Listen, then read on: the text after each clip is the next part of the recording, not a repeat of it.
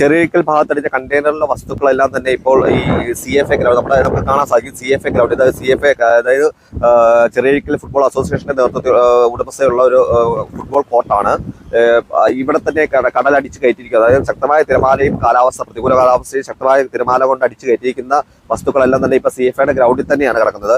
ഇന്നലെ കസ്റ്റംസ് ഉദ്യോഗസ്ഥർ ഇവിടെ ഈ സ്ഥലം സന്ദർശിക്കുകയും ഇനി അവരുടെ നടപടിക്രമം എന്ന് പറഞ്ഞാൽ കമ്പനിയുടെ ഉദ്യോഗസ്ഥർ ഇന്ന് രാവിലെ തന്നെ ഈ ചെറിയക്കൽ ഭാഗത്ത് എത്തിയിട്ടുണ്ടായിരുന്നു. അവരിപ്പോൾ വലിയ അഴീക്കൽ ഭാഗത്തും മറ്റ് ഈ കണ്ടെയ്നർ അറിഞ്ഞ മറ്റ് ഭാഗങ്ങളിലേക്കും പരിശോധന നടത്താൻ വേണ്ടി പോയിരിക്കുന്നത്. അവരുടെ നേതൃത്വത്തിൽ ഈ ക്രെയിൻ ഉപയോഗിച്ച് കരക്കിലേക്ക് അടുപ്പിച്ചിട്ട് ഈ ഇവിടെ കിടക്കുന്ന വസ്തുക്കൾ പൊട്ടിച്ച് കൊണ്ടുപോകാൻ വേണ്ടിയുള്ള നടപടിക്രമങ്ങളാണ് ഉണ്ടാകാൻ പോകുന്നത്. അതായത് ജില്ലാ ഭരണകൂടത്തിന്റെ, അതായത് ദുരന്ത നിവാരണ അതോറിറ്റിയുടെ ഉൾപ്പെടെ നേതൃത്വത്തിൽ ജില്ലാ പഞ്ചായത്ത് പ്രസിഡന്റ് അതുപോലെ മറ്റ് ജനപ്രതിനിധികളുടെ എല്ലാം നേതൃത്വത്തിൽ ഇന്നലെ വൈകിട്ട് യോഗം ചേർന്നു. ആ യോഗത്തിലുള്ള തീരുമാനങ്ങളടക്കം ഭയപ്പെടാനുള്ള കാര്യങ്ങളൊന്നും സാഹചര്യങ്ങളൊന്നും തന്നെ ഇല്ല. അതായത് രാസവസ്തുക്കളൊന്നും നിലവിൽ ഇതുവരെ അടിഞ്ഞിട്ടില്ല എന്നുള്ള ഔദ്യോഗികമായിട്ടുള്ള ഒരു പ്രതികരണം തന്നെയാണ് വരുന്നത്.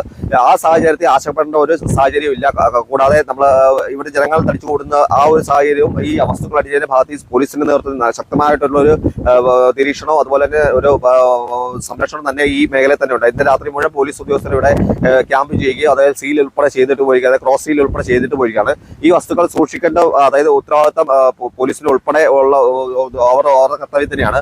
ആ നിലയ്ക്ക് പോലീസ് ഉദ്യോഗസ്ഥർ ഉൾപ്പെടെയുള്ള ഒരുപാട് പോലീസ് ഉദ്യോഗസ്ഥർ ഉൾപ്പെടെ ഈ കാര്യങ്ങൾ ശ്രദ്ധിക്കുകയും അതായത് ജനങ്ങൾ ഇതിന്റെ അടുത്തേക്ക് വരാതിരിക്കാൻ വേണ്ടിയുള്ള എല്ലാ ക്രമീകരണവും ജില്ലാ പോലീസ് മേധാവിയുടെ നേതൃത്വത്തിൽ പ്രത്യേക നിർദ്ദേശപ്രകാരം ഉണ്ടായിരുന്നു. ജില്ലാ കളക്ടർ ഉൾപ്പെടെയുള്ളവർ ഈ കണ്ടെയ്നർ അടിഞ്ഞ അന്ന് രാത്രി തന്നെ ഇവിടെ ഈ സ്ഥലം പരിശോധിക്കുകയും വേണ്ട നടപടിക്രമങ്ങളെല്ലാം തന്നെ ചെയ്തിരുന്നു.